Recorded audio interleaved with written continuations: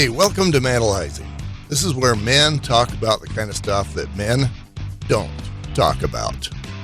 Put your hard hat on, get ready for a ride. Here we go. Welcome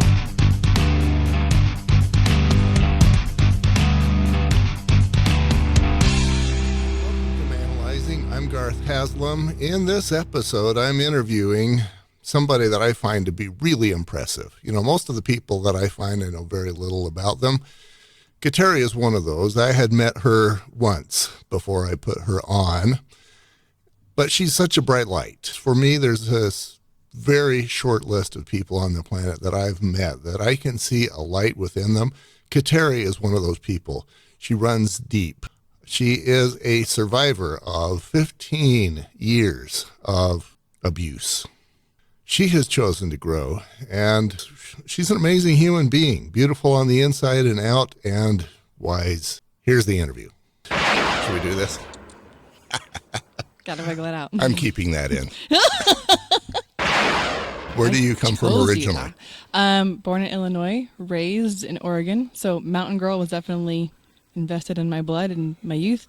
Lived 15 years in Texas. So my early adulthood through mid-30s was in Texas. And then Utah was my chosen home. It was my reclaim my sacred ground, get back to the mountains, return to myself. Reclaim your sacred ground. Mm-hmm. Ooh, let's get into the deeper stuff immediately. Why is this sacred ground? It was a chance for me to return to my full self, right? I had lived in Texas in a really dangerous and unsafe marriage for 15 years and had been enabling that myself. I was a full participant in that, unfortunately, and I knew that in order to really change my lifestyle and stick with that change, I needed to change everything, right? Environment is a big thing. If we stay comfortable in what we're used to, we tend to repeat our patterns more easily. If you don't change anything, then nothing changes? Is that what you're trying to tell me? It's so simple, right? So I decided to go for a big change, and it was also a safety call of just being as removed as possible to get my kids and I safe and allow some healing to take place. Mm-hmm. I just remained curious. I didn't choose this as a permanent home. It was like this was my landing spot that we're going to see what happens and how we feel about life and what's going to take us. But very quickly, all of the components were here for me to realize this was a very safe and healthy place for me to return to my full self. You said very quickly. Let's go very slowly. Okay. What are those characteristics? What are the things that you needed here that weren't there? It was more about what I needed in myself, right? And so I tend to become a product of, I think we all do, a product of our environment. And there's parts of us that we let go of. Mm-hmm. I like to be challenged. I like to release myself, and I tend to be a workaholic and get into my creative brain and go places with that. But I need a way to release. And for me, nature, the mountains, the open air, the challenge of getting up there is definitely just kind of that dichotomy of pushing me out of myself and forcing me to do kind of hard things to get that release. And so I was really drawn to having that. And in Texas, there wasn't much of an outlet or an escape. In Texas, it's, at least in my small world, my little pocket, being on the coast, there was the ocean, which was a beautiful escape, and I spent a lot of time out there. But by habit, one of the easiest things to turn to is drinking or eating, and that's really like your main outlets, because there's not a lot of activity that draws you out of yourself. And I just knew I'm designed with a corporal body that needs to move, and so draws you out of yourself. What does that mean? Oftentimes we will fall into habits and patterns that we will do for enjoyment, but it's avoidance of our deeper parts and avoidance of the things that need to be tended to and healed. Whereas being a Utah girl now, when I get outdoors, it instantly starts digging in my stuff. I'm not just sitting back and avoiding. I have to actually meet the challenge of knowing that if I want to get to this majestic lake at the top of the mountain, I'm going to have to move through a series of challenges, and my body's going to push through some limits. But more than that, my mind is going to be pushed through its limits. And there's this point of giving up. It's so much easier, right? It's like, I've done enough for the day. I don't really need to sit that lake. It's not worth it. But yet I know I'm going to regret it if I don't push through. And so there's just this level of knowing that I'm more driven to complete and push myself beyond the weaknesses that I have in my own character and push me to something. And the reward is so powerful. And just the way my soul meets when I see this majestic expanse in front of me, there's a reward there. And for me, that's been such a huge lesson for reclaiming my life. And when I say reclaiming, a lot of that has to do with my nervous system and the fact that living in an abusive relationship for 15 years, my body was trained to expect unpredictability, chaos, and fear.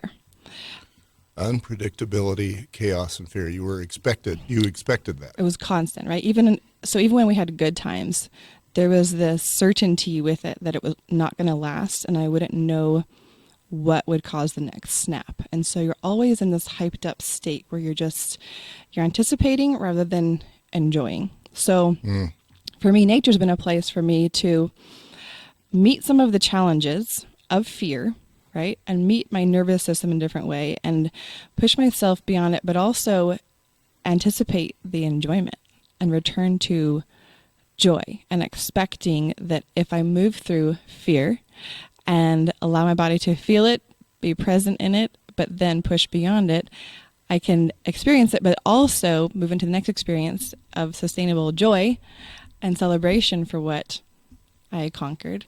But so much of my healing process has been about retraining the messaging that moves throughout my body, but especially the messaging in my head.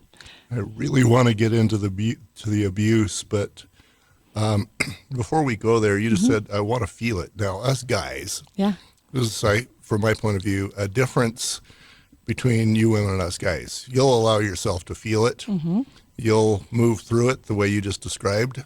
Us guys will feel it and we'll stuff it down. It'll be inside. It'll stay inside. And we think we've got it controlled until it comes out like vomit. And sounds like in your ex-husband's case, we know what that vomit looks like. It was abuse. He was probably abusing himself as well, I'm guessing. Yeah, in every possible way.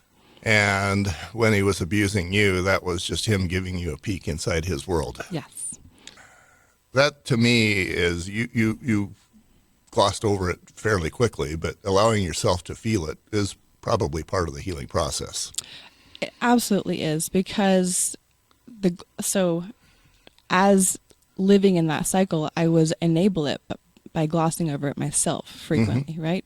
Trying to do whatever I could to minimize myself enough to prevent it from occurring, because I felt like I was the trigger for that. And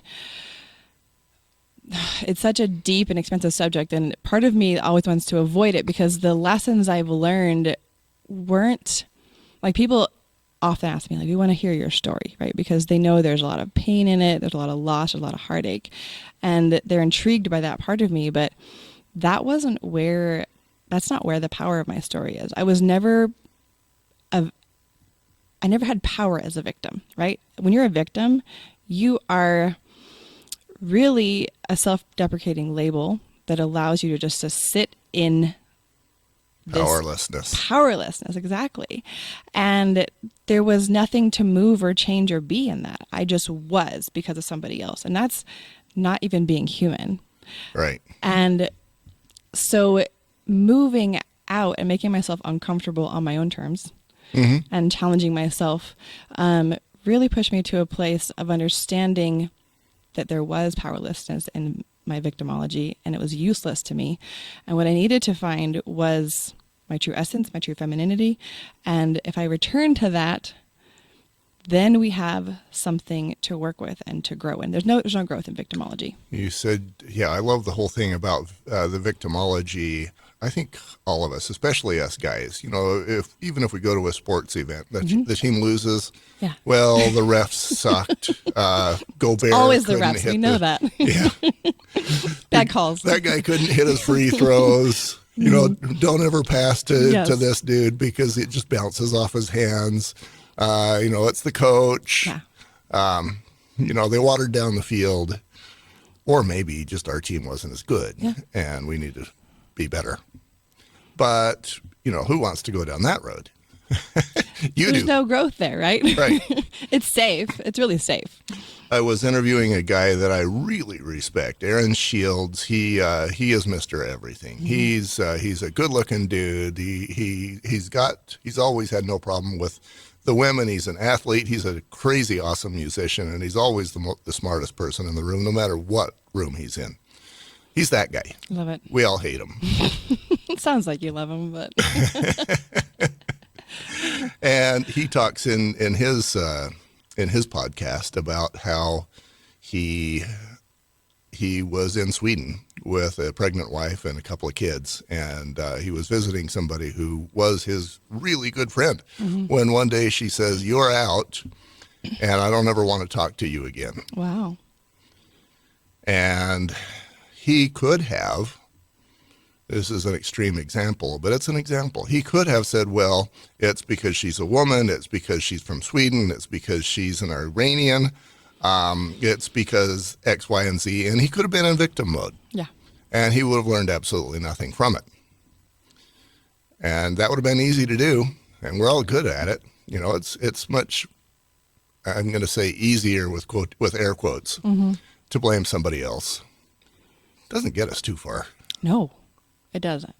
And starting to look at life differently as what are these hard things teaching me? And more importantly, what is happening within myself? And I think that was one of the things that for me became a really impactful factor. Moving through divorce and then seeking, my own healing, but also opening myself back up to love again.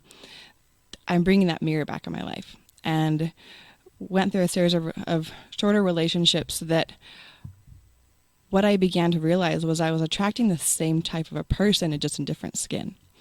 And the same type of person in different skin. yeah. So the same type of personality that wouldn't protect me from themselves, right? The type of man that was a loose cannon and refused to protect my own dignity and pulled me away from my feminine nature. And what does it mean to pull you away from your feminine nature? I believe firmly as if we're going to embody femininity, which it's such a huge topic because the world has just completely distorted masculine and feminine and filled us with so many lies. But it's living in your radiance and being a vessel, this protected vessel that a strong masculine man can pour into and can also create an aura of protection. If we have this beautiful vase, right, that you want to put only the best flowers in and arrange perfectly, and you want to also keep it in a safe, it's protected spot of honor in your home and create this beautiful space for it, you obviously aren't going to want to turn around and smash it or put just dandelions in it, right? Like you obviously want to fill it with the right type of thing that speaks to the beauty and radiance of that vessel. I think as a woman, if we allow ourselves to start becoming this radiant being that is passionate about life and passionate about relationships and cultivating joy around her, men are very attracted to that and becoming a safe place. Very much so. And I think the same kind of thing, one of the things that I think the dudes who are listening to this might say, well, that's about her, that's about womanness. It's totally not true. The same applies to men. And I have a very personal example of that. I was married previous. Her thing for me was I found out later that her thing for me was she turned me into her dad. Those are her words. Yeah. And she hated her dad. So she was punishing her dad by punishing me. Yeah. So I was the nerd. I was incapable. I was blah, blah, blah. And I believed it. I mean, she was married to me. She was around me the most. She knew me the most. So why not believe her? Then here comes Julie. And she goes, you're a good man. I see you. I like you. There's a lot of great things about you. And I'm like, ooh, wow, which one do I believe? Yeah. And guess who I chose? I happen to know. You happen to know. And, there's this song by Boston called A Man I'll Never Be, where for me, it's a very deep, sad song because it's like, I think you're awesome, but you see a man that I could not possibly be, and I never will be that man, and I'd like to be that man, but I'm not, so I'm breaking up with you. And I didn't go that direction with Julie. Yeah. And she turned me into that man that she saw. Or perhaps she allowed it out. I don't know which one. But there's a beautiful concept when it comes to femininity and masculinity in that order, that a strong, radiant, feminine woman is a kingmaker. Because she is allowing the goodness of that man to come out, the hero side, the courageous side, the side that is a creative force in the world and that takes all of his power and transmits it in the right way. And she is that vessel that he can learn through and pour into and find that safe space for his depth, right? Because as you described already, men have a harder time bringing their depth out. It doesn't mean you guys don't have it. In fact, I actually think that the challenge women are missing out on is that men actually have extraordinary depth. They don't have a safe place to put it. yes, that is extremely true. Yeah. And we talk about that. And, as I describe what manalizing is, I'll talk about how women, if they got a problem, they got 30 girlfriends to go talk to. Yeah. If a man's got a problem and he can't go to his wife for any one of 1,000 reasons, he can't go to another woman, that would be a problem. Definitely. And he's not going to go to a guy. You wonder if you're going to lose the friendship. You wonder if he's going to think that maybe you're less than a man. He's not going to be able to handle it himself, blah, blah, blah. And so we keep it in, and then the suicide rate goes up, the divorce rate goes up, the alcoholism goes up, the abuse rate goes up. Other than that, there's not a problem. Just the little things. And the relationship suffers greatly. Tremendously. Yeah. And I've had some fun with Julie, honestly. She saw a man, she allowed it, she created it, she fostered it, she cheerleaded it. Mm-hmm. I'm good at creating new words, but they work for me. It's work. I follow you. I've cheerleaded before. You'll hear at least a couple of those in every episode. Of course. And then because she's the woman that she is, she joins doTERRA and creates a very nice income, and she blows me out of the water most months. I've caught up lately. It doesn't affect my perception of my man card because I'm okay in who I am. Good. Yeah, that's beautiful. It shouldn't. And I think she created that. I'm giving her the credit because the former Garth wasn't there. Yeah. Now I'm asking you, how does a relationship get to that point? It starts with self-awareness. And I see that very clearly in my own self. And I had to recognize that what I was living in, the patterns that were making me a danger to myself, was I was living in these notions I had gathered from society, from my own childhood, from the relationships that had failed all around me. And I was being messaged all the time that men are inherently bad, narcissistic, selfish, shallow, right? They just want your body. They're not in it for anything else. There's all these negative concepts. And then I had my own experience that would tell me he's going to make me unsafe. He's going to be distrustful. He's not going to be able to hear me or connect with me on the depth that I'm seeking. And these are the things that crowd up women's minds. And unfortunately, most of them, especially when you're discovering someone new, they get in the way of the discovery. And so I entered into the dating world for what I was hoping was a final chapter, right? And still hope it's a final chapter, and seeking to come with a curiosity and come with a more restored and protected femininity, and to try to quiet that negativity in my mind and learn to expect a relationship to be grown and proven through action. I told my son once, and I've said it a couple of times, and I probably need to say it again. I told him, be the man that the woman you want to marry wants to marry. Yeah, 100%. Sounds like you have done that on your side. And now I don't know, how far you've gone, if you've gone from on a scale of 10 from 7 to 9 or 9 to 15. But you're prepared now for a different group of guys. Yeah, 100%. And I think that's fabulous. And, you know, I get, from my point of view, second marriage, I knew what I wanted. I wanted somebody who would love me. And I think I found her. Oh, you did a good job. Who are you looking for? Well, I know what I set to look for, and I'm hoping that I have found it. But what I set out to look for was someone that was truly stronger than me. And that, after going through a series of traumas in life and being the one that always had to rise and support everybody around me, right? That was a role that I filled. And that role kind of got in my way because it meant that I was so busy filling everyone's gaps that I wasn't being true to myself. I was a lot more of a people pleaser, and I was not allowing men to rise for me in my honor. And I began to realize that with my patterns, the minute I step back and stop trying to be the fixer all the time and the pleaser and move back into things that I'm passionate about, I naturally become attractive. And I naturally become someone that men want to protect, they want to guard. And I began first, before I began dating, I actually tested it just in men in general, like just in platonic relationships, people I meet at the grocery store, just any encounter with men.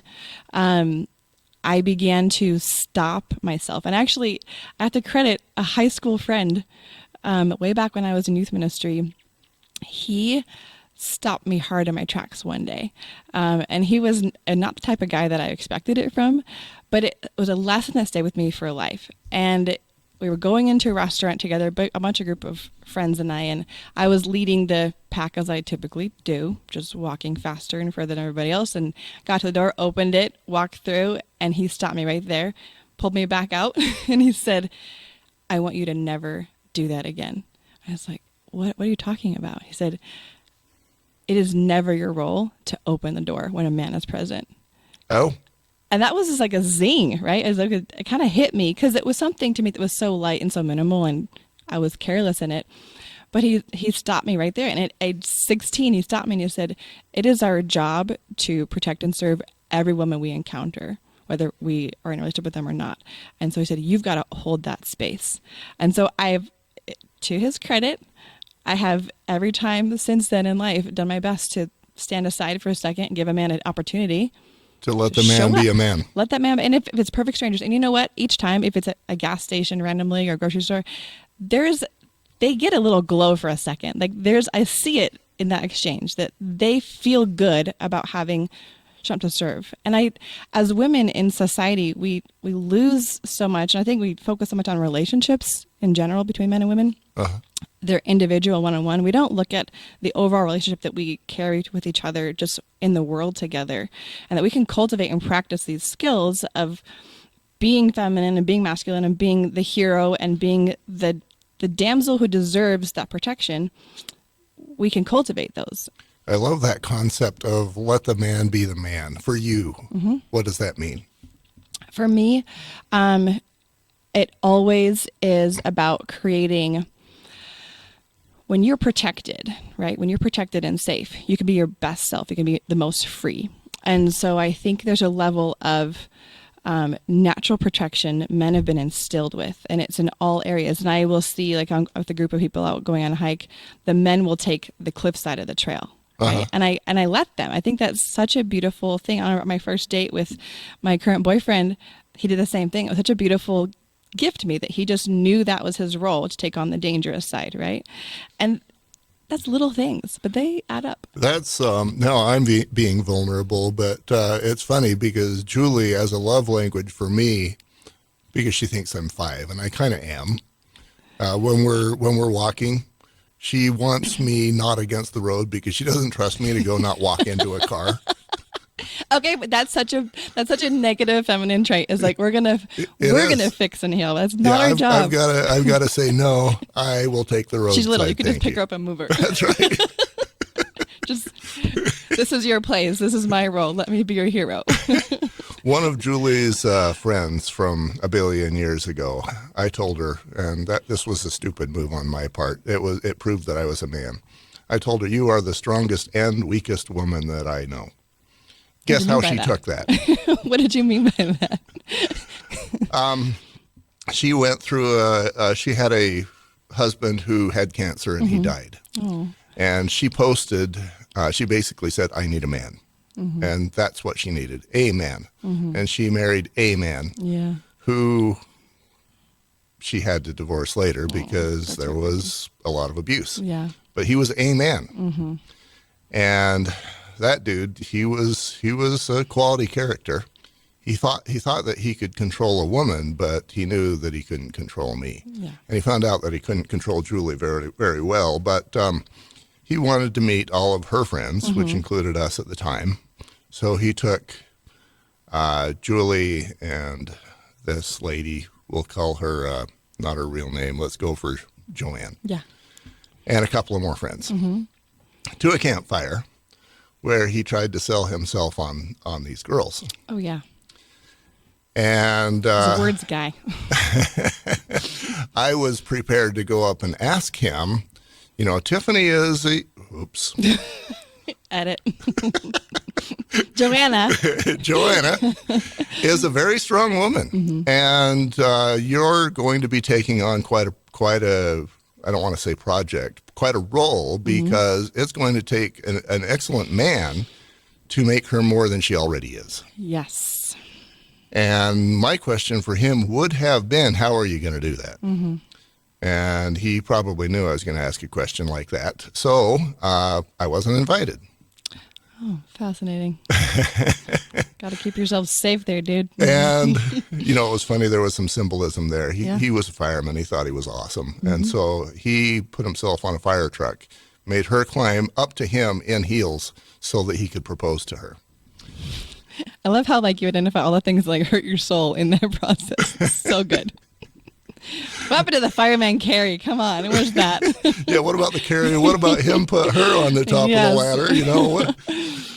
But no, she was reaching him, and then she had to work very hard. And he actually took some of her life insurance money Wow. from the previous marriage. Yeah. So ugly. It was bad. Yeah. But you know, I think a man, a real one, somebody who knows what he is going to be about, this is my wife. I'm proud of her. She's awesome. I'm going to allow her and assist her to be the most she can be so that I can be that much more proud of her. And that's going to make me feel good about me because, hey, she married me. Yes. I'm describing myself, by the way. Well, I kind of picked up on that. You know what I've noticed in myself that I've had to train myself to do is just that man you described, the man with the display. He is a salesman of self, right? He is putting himself out there and making sure that everyone in the room is watching him and listening to him. There's not a single action in that. It's just all air. And that was the type of man that I kept falling for. And I knew that was dangerous because it's the shiny object guy, but there's nothing behind it. There's no depth and there's no protection and there's no cultivation.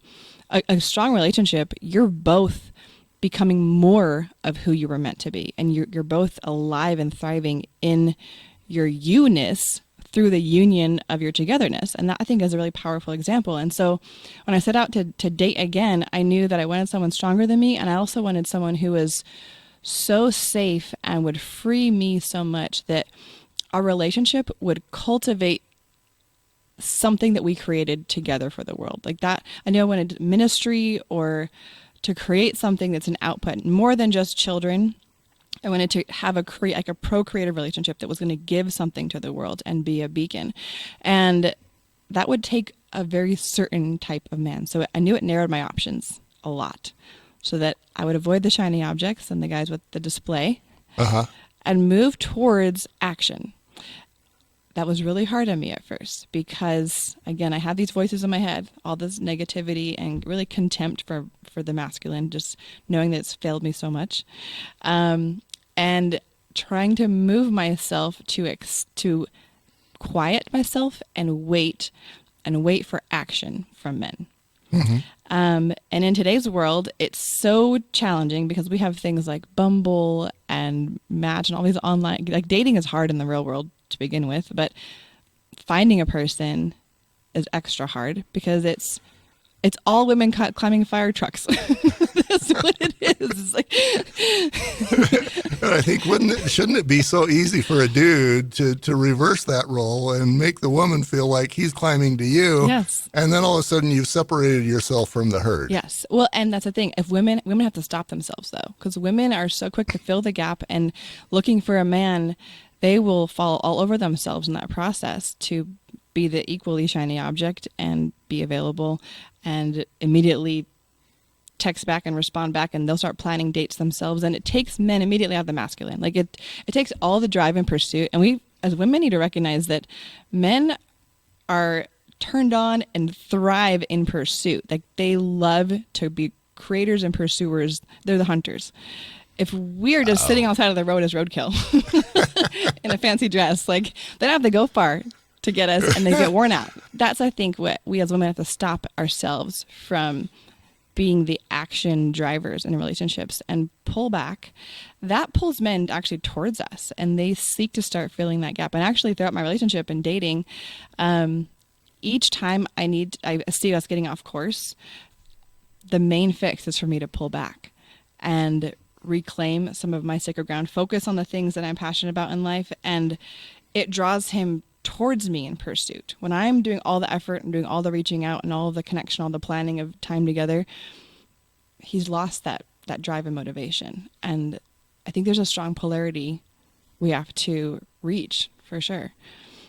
You said reclaim my life. You said you used the word feel it. You've used the word protect 1,000 times already. Yeah. And, based on that, I'm guessing you didn't feel protected. As a matter of fact, you needed protection from. Yeah. And then that's a really hard place to be in a relationship, because it's one thing to fight for your life against an attacker. Mm-hmm. You could kill that person to save yourself, right? Right. When it's someone you love, you're really defenseless because you don't actually want to hurt them the way they're hurting you. You don't want to do anything to stop them that's going to hurt them. And so you just are in this kind of, it's this terrible dichotomy of allowing things or not going far enough to protect myself, right? Because there's so many consequences. If I step forward, even if I seek the law, there's consequences with that. You can't undo that once that ball starts rolling. And there's a ton of pressure when you're in that situation of being an abuse victim and you hold that victimology. You feel very helpless, and you feel like, the minimum requirement that you would want from a man is to protect him from his self. Minimum, right? Yeah.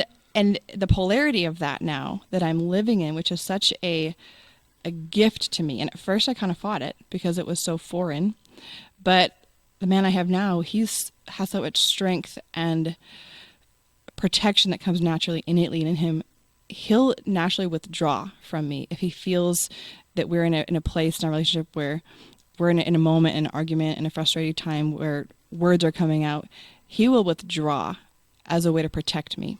And at first I would stop and I would just be like, why are you avoiding this situation? Why aren't you in this with me? I want to finish it right now and figure it out and get to the bottom of it.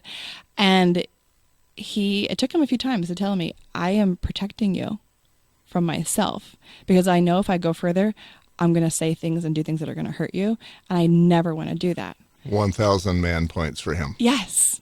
But you know what? As a woman, it took me some time. That was the thing I've always wanted, right? I've said protection 1,000 times today already. Uh-huh. The thing I've always wanted, I also resented at first because I was still in my wounded not what you feminine. were used to. Yeah. And so it's taken a shift in grace for myself to get patient with him in that and to feel that as a powerful form of love. Recognize that it's a love language. Let's go back to ex-husband. Mm-hmm. Describe, I know it's going to be painful. Mm-hmm. And if you don't want to do it, then fine. Describe one of those moments when he's coming home and you're about to get beat. Give me that moment in detail. It would be nice to know if I could see it coming, I think is the hardest thing. Mm-hmm. We're talking about someone who, with all of this, it was self-loathing, right? It was his own self-loathing that he was experiencing. Any time where he was feeling unfulfilled and frustrated, or challenged in any way, I would be on the receiving end of all of the inner angst and frustration and fear that he had. And so it was very unpredictable, and it could be just the littlest, the smallest interaction that had no bearing or no weight or no value. And suddenly I was being turned into a punching bag or dragged across the floor of our house or doors kicked down if I was trying to seek safety. And there was never safety, right? Dragged across the floor. Yeah. Yeah. Describe one of those moments where he's coming at you. What happened? It's always this, it's about fight or flight, and you have to use both at the same time. And it's like I described, it's a mixed type of a fight, because you have to fight hard enough to create space and find safety, but not so hard that you'll hurt them permanently. And it's a very dangerous place to be, because all the things that you would normally do to an attacker, it's your husband. That's the father of my children.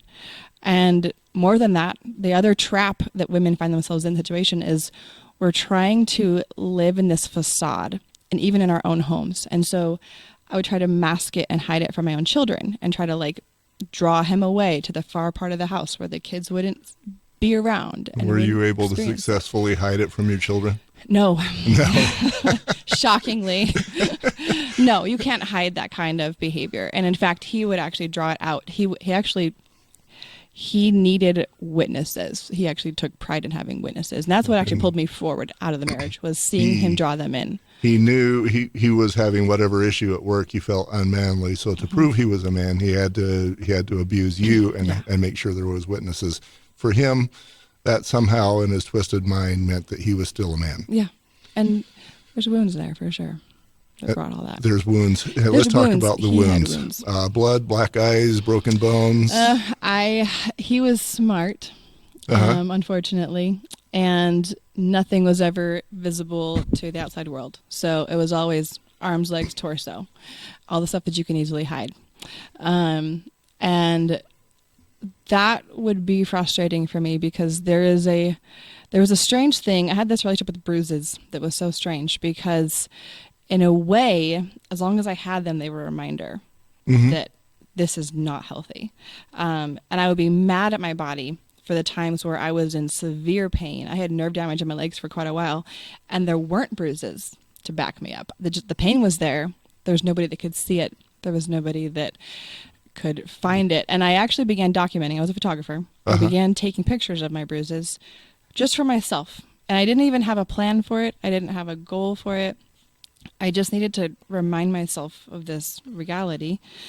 And I hid them away on a super secure file, I thought, on my computer.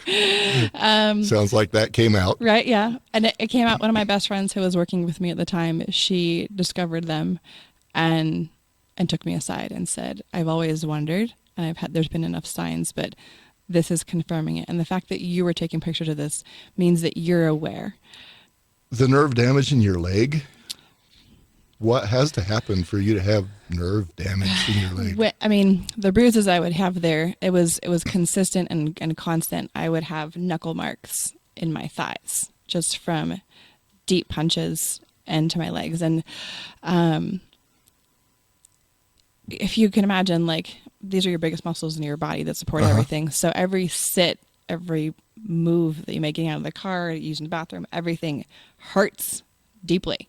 And because they were so consistent and constant, I had chronic pain in my legs, and it caused all kinds of issues, because in this season I was in, this was a never-ending cycle. Not a single event. It was a never-ending cycle. It was constant. Mm-hmm.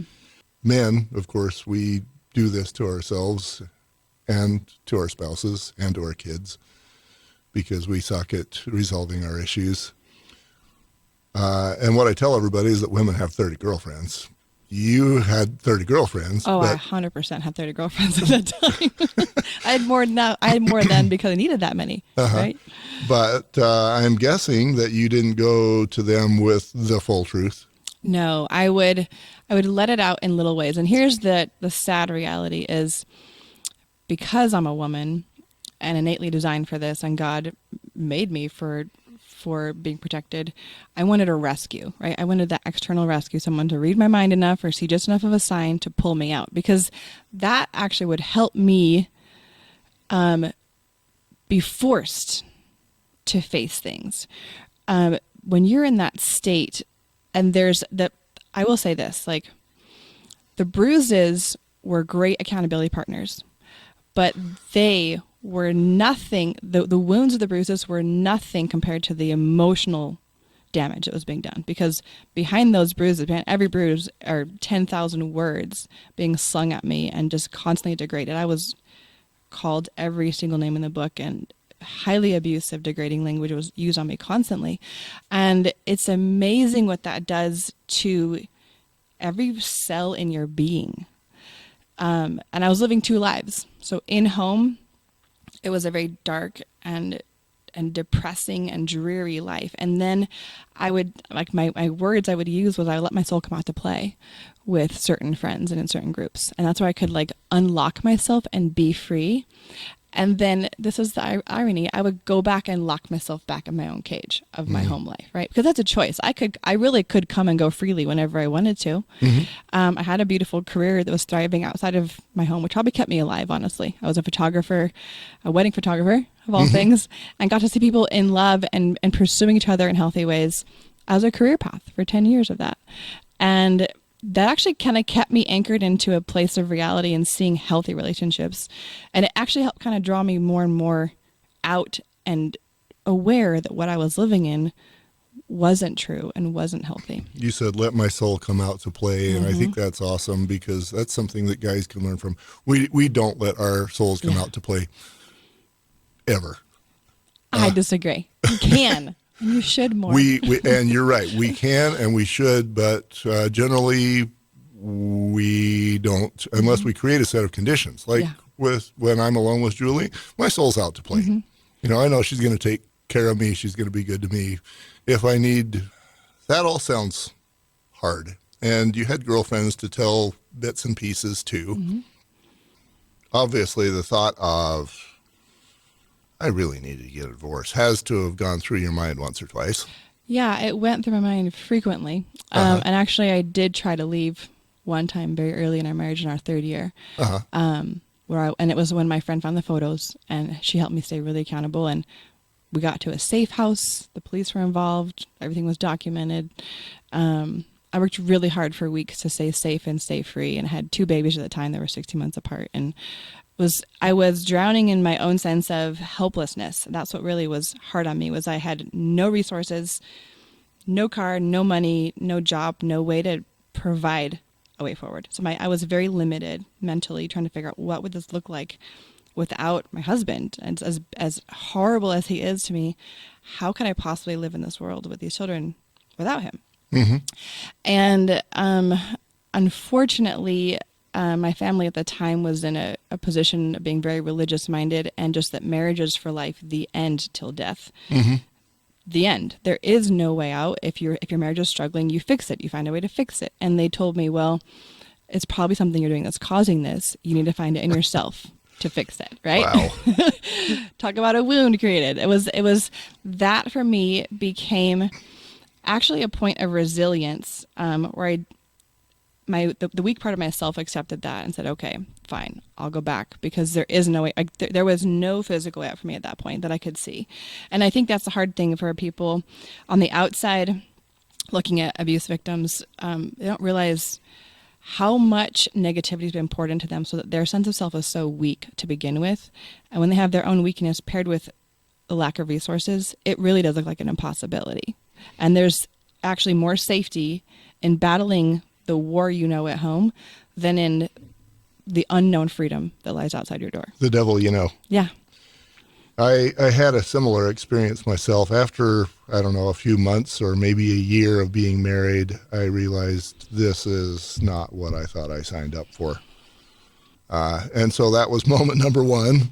And then, fast forward a number of months, and I was like, I can see that nothing about this is right. And I started even making a list of possessions to split. And then I had a friend basically tell me what your family did. He says, here, you're overblowing this. Give her this flower. And I was desperate for any answer of how this is me. Yeah. And if I could get an answer, it was me, then there was hope, and I didn't have to move forward with the divorce thing. Yeah. So I gave her the flower, and everything was fine for whatever period of time, and so I moved forward in the nightmare. And I thought that, that every marriage should be forever too. I think we all do. Yeah. But when it's not, what I learned in my life is I failed. I failed to say, look, the following things are so wrong that I can't accept it. And if they can't change, if these following conditions can't change, then I've got a decision to make. I did never use those words. And I think a lot of guys and probably women are in the same boat. Yeah. Did a moment, anything resembling anything like that ever happen with you? Oh yeah. And very similarly on my honeymoon. Like, wow, this is what our honeymoon's going to be. Okay. And it's over. I am not the prize is what I discovered, right? I am not the prize that was sought after. I was more like a feather in his cap, like an external image booster that he needed for life. And my integrity, my sense of self, my self-worth, nothing was about me. There was no exchange. It was just a one-way ticket to him looking better. And there was no depth there. And I think commonly, like what you identified as so common in relationships, and what we end up in marriage is after a series of dating someone for so long and not making our needs known. Right. And that's the part about both of our roles, is if we stay true to our roles and make our needs known. If I was focusing on his action, I would have left really early. But his words were so, and he was in the Army, he was deployed most of our relationships. So it was easy to rely on words, and be that person that was actually like always rescuing him and always pleasing him, meeting his needs, because he was positioning himself for that. But it's a complete role reversal from what really God intended and what makes for a satisfying marriage and relationship. And so, yeah, I've learned in hindsight that those cues, even when they come, I mean, how beautiful is God that he can give us a dream, right? And show us in our subconscious, hey, wake up. This is also your reality. I had that moment. I was like, God gave me every opportunity to avoid this, and I still screwed it up. I mean, God has appeared in dreams to men all throughout history. It's biblically spoken over us. And so there's wisdom in listening to that, I think, to a degree. And just going internally and saying, what's the lesson here? And typically the lesson, whenever things are not in harmony in a relationship, is needs aren't being met. And so how can we as a couple speak our needs safely? And I think that's what in my current relationship has been the most beautiful gift, is being able to find the courage, first of all, and then have it be met with the safety of my partner to say, hey, this is, and we have polar opposite love languages, right? And people say, well, that can't work. But actually, it's more profound to me when I see him reaching towards my love language and speaking to me in my language as an act of love. Like, right. There's so much intention there because it's not his way, right? And that means more to me than if it was just his natural sense of being. It'd be easy, but there's a deeper level of intention. Yeah, and what we're referring to obliquely is the 5 love languages. Yes. Those love languages are part of that self-awareness I was talking about, right? Like coming to, I married really young. I married when I was 18. And so there was such a lack of self-knowledge and self-awareness. And I had no knowledge of my own patterns or any of the things that I was programmed for. And so I just was living kind of on autopilot. Really, I was a doormat. I was riding the coattails of my then husband and being all that he wanted to be in life and just molding into that. But there was no self. And I'm speaking to the men. Wouldn't you rather have a woman who is powerful, who knows who she is, a woman who knows who she is has her own light and draws people. Wouldn't you rather have that person, or would you rather have the the mousy doormat? Oh, 100% the light. You know, And women want to be the light. right. Yeah. And if you want the mousy doormat, then you know what you're looking for. Otherwise, you've got some work to do. Yeah. You got some allowing. Yeah. There's some mutual growth that needs to happen for sure. That was a thing that I had to grow to be, was a light. And it was fascinating for me to watch it when I talked about how I would engage with men just in the world. And I would know I was in my light because there was a massive shift in the universe when that happened. And men were attracted to me just by me being fully me. And I would know if I was in my zone of genius and pursuing things that were creating that passion, that light in me. Men would come out of the woodwork, not in a pursuit way, but just, they were just more available, more present, just by nature, just in my general daily interactions. I did get asked out on more dates, right? When I'm in my place, even if I'm not available, there's a level of respect I have for men who in this modern world will stop in the middle of a store and engage with you for a minute conversation and then ask you out. Even if I'm off the market, that guy gets points because it takes guts. Women aren't used to being approached. Men aren't used to doing the approaching anymore. And that's the hunter women are seeking. And so those guys automatically at top of the pile because they're willing to risk failure, which is the ultimate risk, right? In order to seek what they're hunting. And to be on the receiving end of that, there's a level of honor there. It's not something that's lost on me. There's honor in that. Yeah. I love that you're allowing men to hunt and giving them credits for doing so. So if a dude wants to find and attract, and I'm not going to say gain, but grow himself through his spouse, and he sees somebody like you who is beautiful, who knows who she is, who's got the light, and probably you make the money too.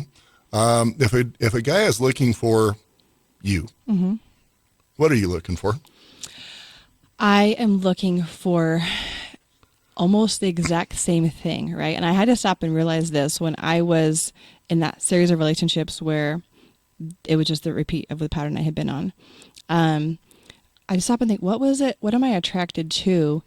It's men that are pursuing, like men are conquerors and castle builders. Like they need to be building a kingdom. And I know when a man is in that zone versus a man who's like clocking in, clocking out in life. It's so unattractive.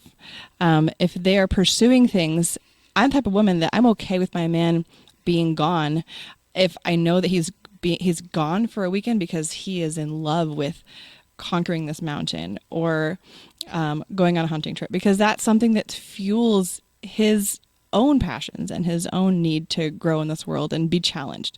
And so I definitely see this. I think the same exchange has to happen between men and women, that we're seeing them pursue greatness in and of themselves, whatever it looks like for them.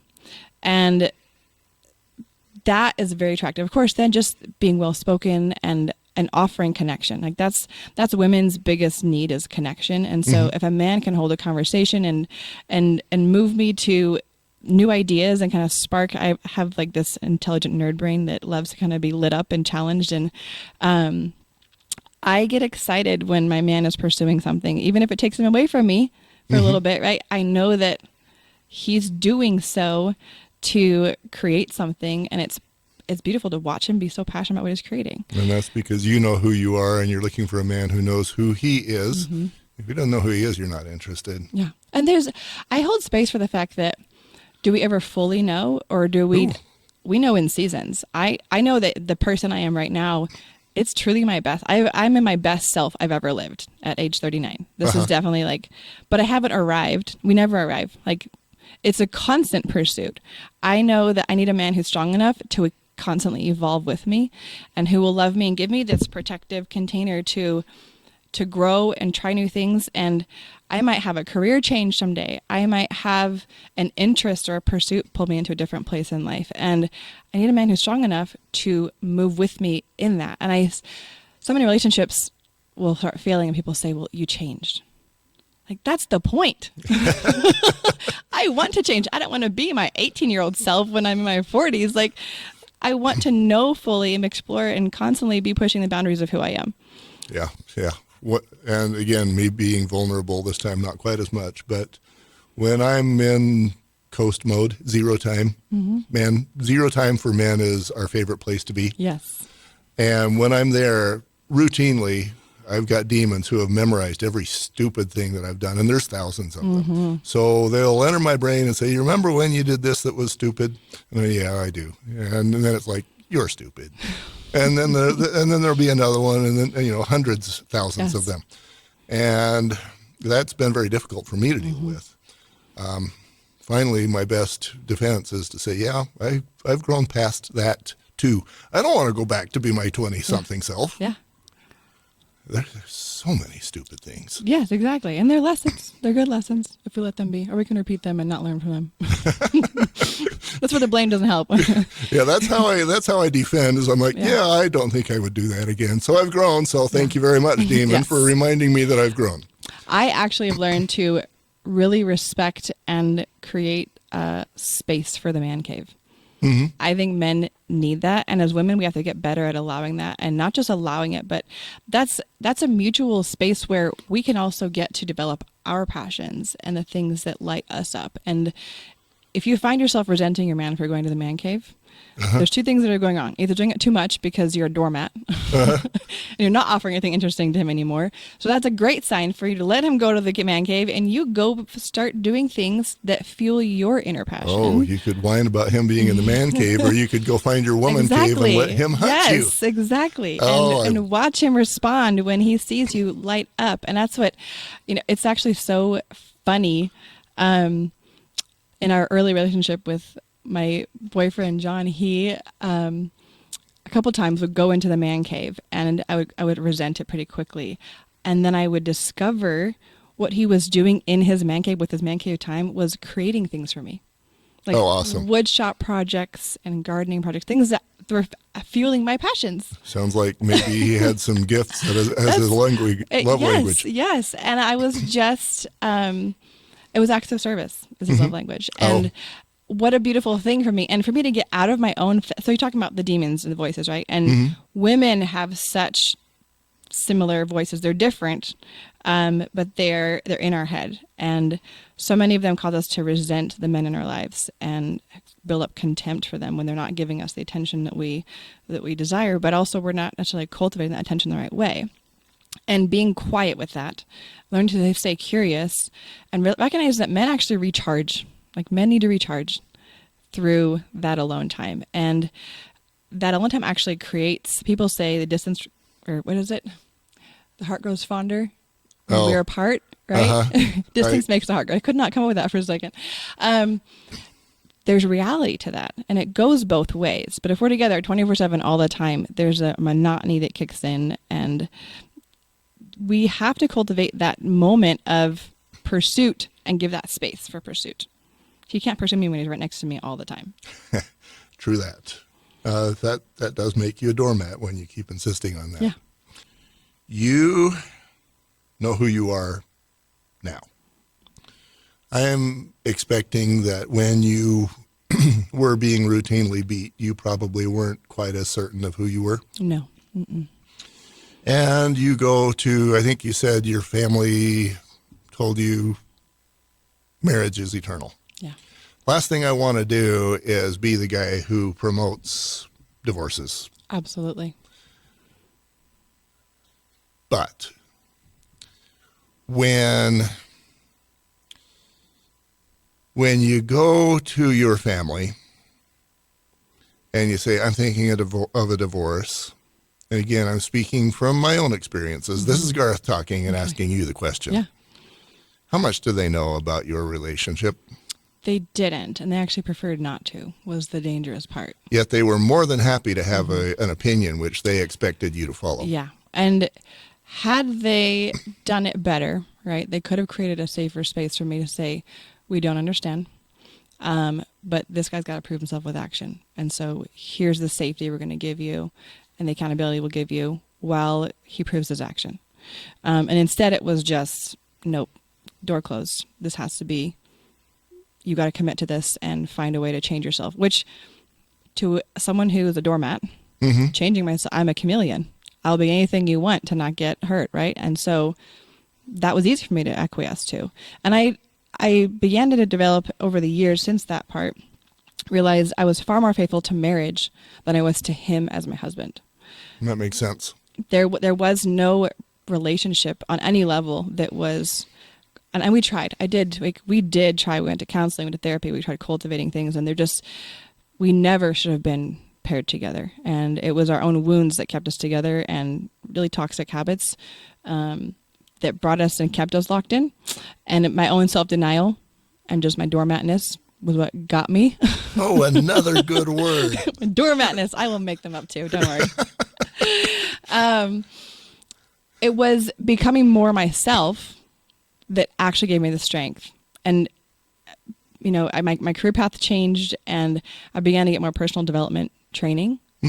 And one thing about truth is that it requires action. Like the minute it's spoken over you, you have to be accountable to it. One thing about truth is that it requires action. I'm going to say that's an eternal principle. Absolutely. And probably applies in many facets of our lives. Every facet of our lives, yeah. Yes. So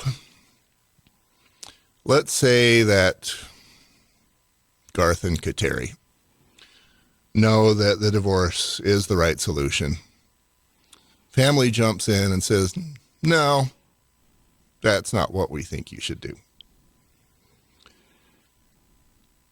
The Garth and Kateri that now all of a sudden a genie shows up and says, okay, you now know who you are. You're comfortable with who you are. You're going to make your choices and not hand them off to the random third-party person that you met in the supermarket. How do you respond? I knew, like from that early point on, at year 3, when I was told you got to go back because it's the right thing to do in marriage eternal, I knew that the day I was ever going to leave again, if it came to that, I needed to be so certain that the whole world could burn down around me and I would still keep walking out that door, because I would know that if I was rejected by everyone who loved me, but I still knew it with such certainty, that I would take my kids and do what was necessary. Right? There, nothing would stop me. And so I knew I had to get strong enough to where I had that level of self-awareness and that level of self-protection to make those decisions on my own. Because the problem with me as a victim was that I needed validation to move through life.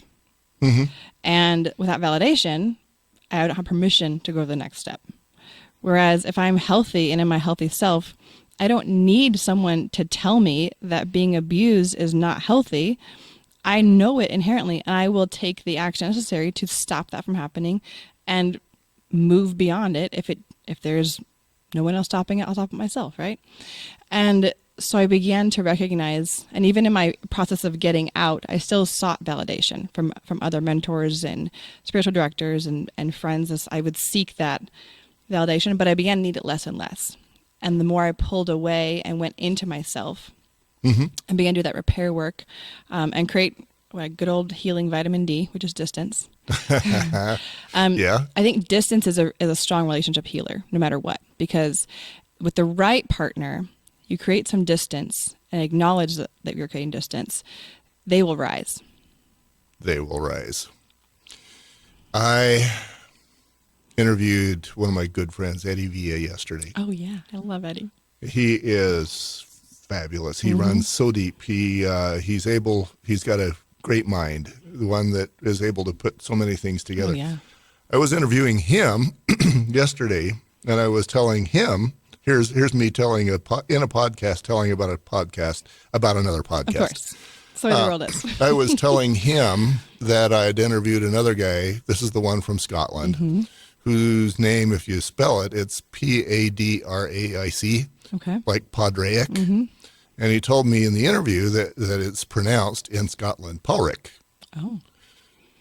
Which was a moment for Eddie, because Padraic is what his mom called him. Oh, really? That was him understanding that his mom was there with him while he was doing the interview yesterday. Wow. Oh, that's beautiful. So Paulric grew up in, like I say, in Scotland. And he was called, because of something he said at a random moment, his nickname became AIDS, which that wasn't a kind thing to be Of called. course not, yeah. And so because of that, he grew up thinking, I have to please everybody all the time, be the life of the party, be everything to everybody, blah, blah, blah. And so his goal and focus in life was to have everybody love him on that superficial level. Yeah. And because of that, he was so busy in the bars trying to make random people love him that he failed in his marriage. Yeah. Failed the one person that he really needed to love him and the one person that mattered the most. And kids too, of course. The reason I'm telling all of this very long story is he was interested in the approval of the wrong people. Yeah, exactly. And yeah, that's 500 words to get back to what you said in 2 or 3, which is, you know, there are people whose approval you need, but if you need to make the decision, it's yours to make. Absolutely. So what was the moment when you were like, okay, I know what everybody else's advice is, but this is what I need to do? There's a series of moments, I think, leading up to it. And mostly it was watching my children grow. I had several sons at that point, and a little baby girl, and watching them begin to be turned into abusers, and having them be the audience that my ex needed in that room to validate himself. And I just, of course, that's the opposite of a man I want to raise. And I feel very responsible for raising men. Because the world is lacking them. If I have them, I'm going to raise them, right? And bring them forth. And this level of weakness, and disparagement and destruction of dignity of a woman is never a man's role. I see a lot of me in you. Yeah. Because I felt like I was okay being the victim, but I was not going to allow my kids to become my ex-wife. Exactly. And as long as I was the victim, that was okay. You know, things were limited there. But then I saw, you know, no, it's not limited there. It never is. My kids are going to become all of the things that I didn't want them to be. That terrified me enough to be done. Well, and that was the last lie I had to break through. We have these lies that hold us in our invisible cages. And the last lie was that divorce, because it's so, you know, inherently against God's will destroy your children. Like, there's no hope for them if you get divorced. So what I found myself living, that was this lie that the marriage I was in was destroying them. And it had to stop and think, there's a world that I know I could create and protect for them out here, or there's a world that is pure chaos and destruction in here that I have no way to protect them from. Which one am I going to choose? And the only answer was the one that I can create for them and be in more control over.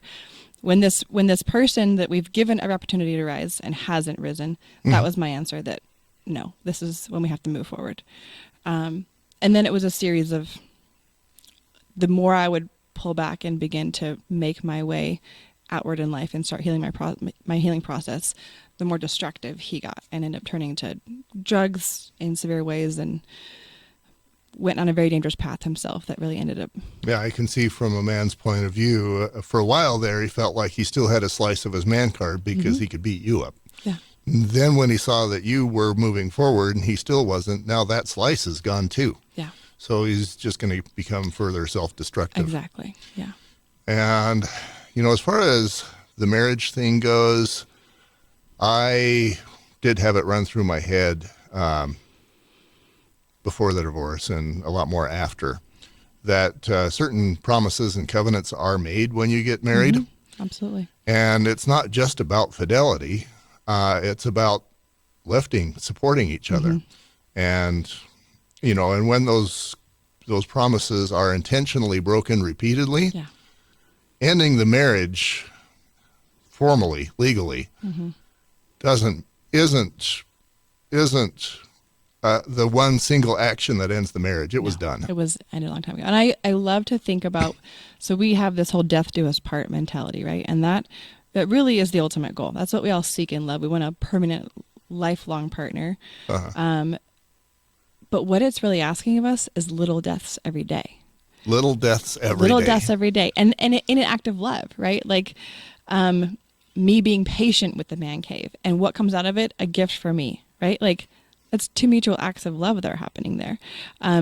Learning to let go of ourselves just enough to let the other person be more free to be themselves. And suddenly we see things start shifting. And so it's that sacrificial love. My disordered version of that was that, well, I'll just keep dying to myself in a very literal way through abuse, and God will reward me for it someday. But I was seeing it destroy my children, and there's no way I could live in that. So seeking to shift that, it did take a lot of courage, and it did take a lot of, I had to let go of people along the way. There was for a series of a couple of years, my family really didn't support me, and they learned through action. As I began to make safety for myself, they realized how destructive my marriage really was, and they began to actually fear for me in the process of getting safe. But it took them time, and I had to take the action on my own. And I think that's the thing I had to realize: no one's coming to save me. Like, no one is coming to save me. And that's really, I think, what we all have to recognize at the end of each day. When we find ourselves in destructive patterns, we have the knee-jerk reaction is just to end the relationship. Like, that wasn't my knee-jerk reaction either. It was to try to seek self-preservation and start healing myself. That's the only place to start. I think every relationship needs to start there. And then you give that vitamin D, that distance, that space to allow each other to rise and make known your needs. A healthy relationship's going to move through their stuff. Like, conflict or struggle or unmet needs is a normal part of humanity and normal part of relationships. And there's growth that can happen there. In a healthy relationship, you grow stronger and closer when conflict arises if you protect it the right way. And unhealthy, it only exacerbates itself and becomes its own, a snake eating its own tail. And once I began to see myself there, it was easy to pull myself away and realize, no, God is not here, and this is not a marriage in the way that God intended for me as a woman. In the beginning of this interview, you said you used the word that you were a full participant in the relationship, and that you reclaimed your life. Can you tell me more about those two things? Yeah, it was part of that truth thing, because I mentioned truth requires action. When I'm blaming and externalizing and trying to acquiesce, none of those things are actually letting truth see the light of day. It's just covering up. I mean, even to the point where I live in South Texas and I'm wearing a turtleneck in the middle of July. Oh, because you got to cover the I have bruises. Cover bruises, right? And I wasn't being accountable to myself. And so reclaiming that meant I needed to remind myself that I was the most sacred ground. And it really became a father-daughter relationship with God that I had to heal first. And that was, for me, the greatest shift, because I didn't have a great relationship with my dad, which is where a lot of my patterns, right? We always carry those patterns and duplicate them in our relationships. I was missing that protection. I was missing that validation and support, and was never made to feel my worth at a young age. And so, of course, that leaves me just scrapping for it and hustling for it as an adult, rather than holding my space, let people be drawn to me. And so shifting that dichotomy and becoming more feminine in my relationship with God. And I stopped being the fixer of my own life, started relying on him more, and just like, I put it out there, like, God, this is what I need. Show up for me. And he would show up in the most magnificent ways. Through the protection of, I had a tribe of women that I relied on throughout my marriage. It was a tribe of men who helped me get me out. Your 30 girlfriends. Yes, their husbands, without me asking for it, but with like truly God just putting it on their hearts, they showed up and did the work to keep me accountable and keep me safe and move me forward. Because my girlfriends, they're wonderful. Our female plans are not always as articulate and wise as what comes from the men in our lives. And so they helped create and kind of foster a path of protection. They loved my kids. They reminded me, and this is where I think, like, I give so much credit to men, just the men of the world that were surrounding us in our community at the time. They rose for me and restored my faith in masculinity, and they filled the gaps in our life. Because the minute you pull out of a marriage, and you have children especially, there's huge gaps. Yes. And I'm raising sons, and sons can't live in a gap of no men for very long. It turns out badly. Yes. And I recognized that immediately and knew that. And these men came out of the woodwork and reached on to support my boys and challenge my boys and hold them accountable and foster their passions and give them an outlet, the things that I can't do for them. And I continue to cultivate that and seek that as a single mom perpetually. That's what I've always learned to lean into, is the community of men out there in the world, through our church, through sports programs or mentorship programs. There's value there. Yeah, I heard a couple of things. One is your 30 girlfriends are great and very helpful to you, but they have husbands that were also very willing to help, and you were willing to ask and allow and let. Allow is the thing. And Yeah. that's one of the differences between you and guys, is even though all those 30 girlfriends' husbands are willing, guys won't allow. Mm-hmm. You know, those same 30 guys are there, but guys won't allow. Yeah. And they're available, they're there, they're willing, but guys won't allow. The other thing I heard you say, and I think this is kind of profound, and it's one of the reasons why you're more healthy than a lot of the guys on the planet, is you realize that you are not your savior. Yeah. Christ is. Mm-hmm. And us guys will go to a place like, I've got this problem, there's nobody that can help me. Yes, there is. Always. There's the guy across the street, and then there's the guy upstairs. Mm-hmm. But we won't allow. And when we do allow, then things get better. Absolutely. What of these words are important, because I'm going to ask you back. Okay. Of the things we've talked about today, that's the important words. Okay. That was a broad scope. Let's try this. What was your darkest moment? Boy.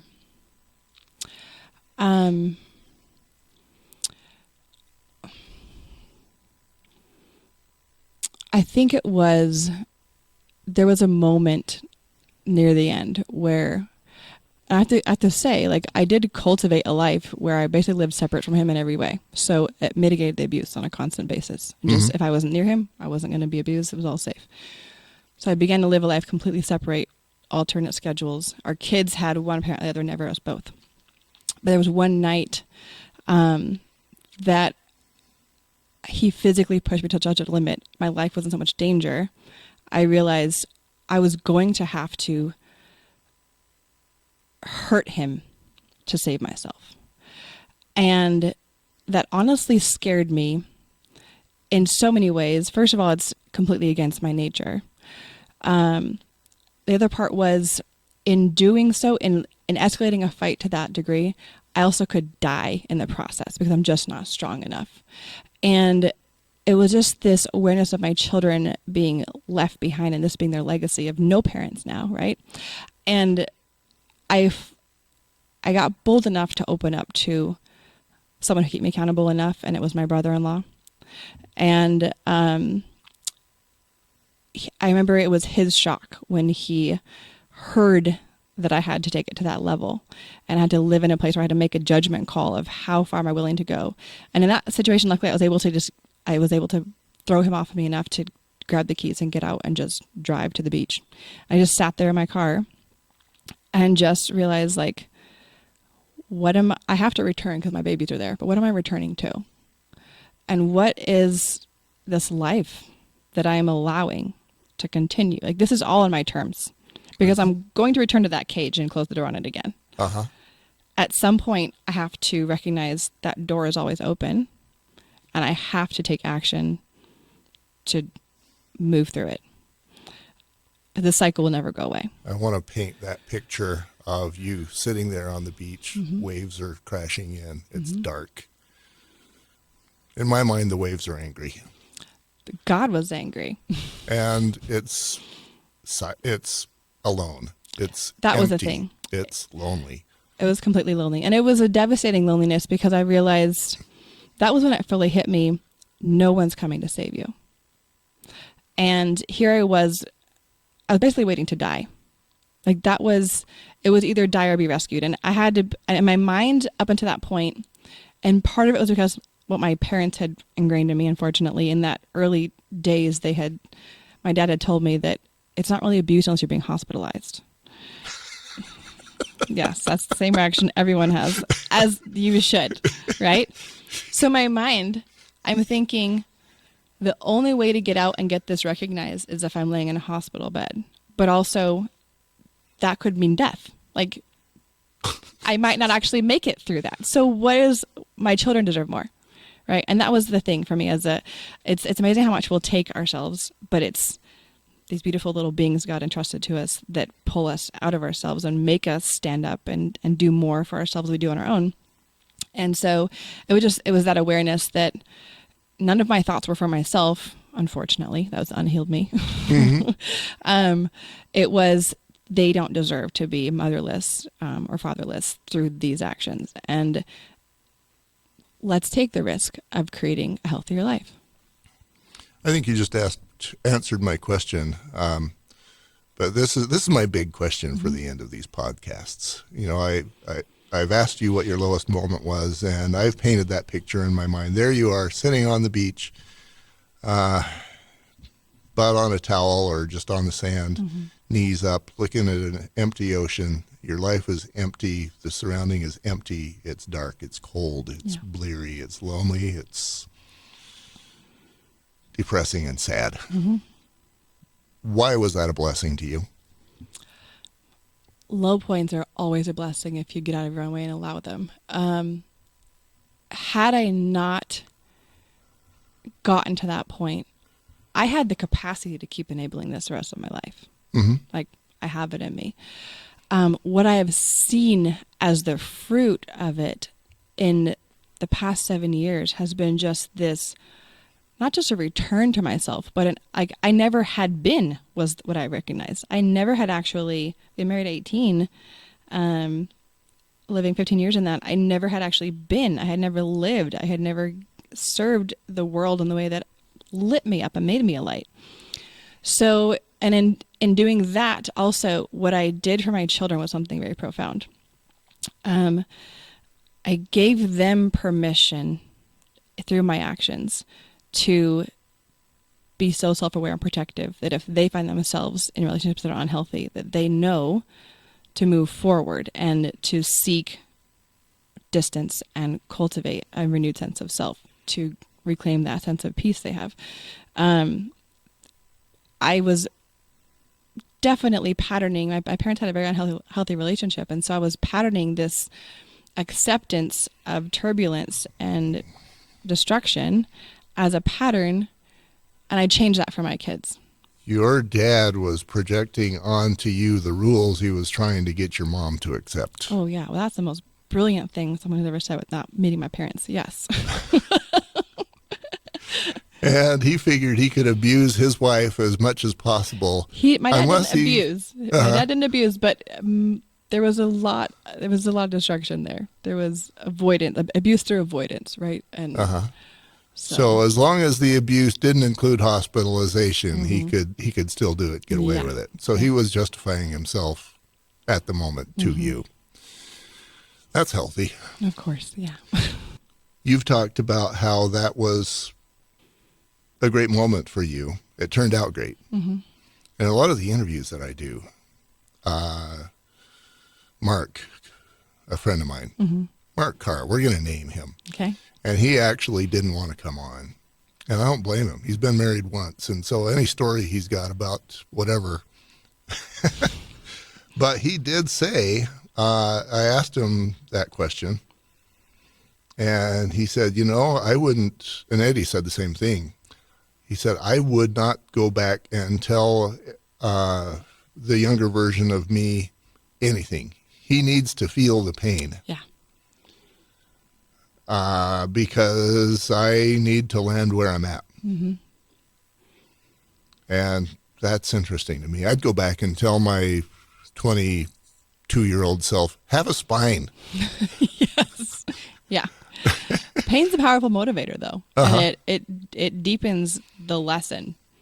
And obviously, I had been experiencing pain for a long time. It just had to get to the point where it hit me in the right way that drew me beyond myself and realized, and it's amazing how oftentimes it's the pain of somebody else that will make you take action finally.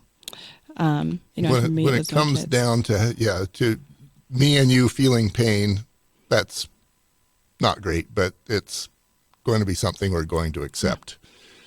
When you see that it's going to affect the kids, that's when it makes the difference. And something I was told in that process, going through healing, kind of shocked me, but it's what made me a danger to myself and recognize like how much work I need to do, because they said it's not the weak ones that are in these types of relationships, because the weak ones wouldn't stay.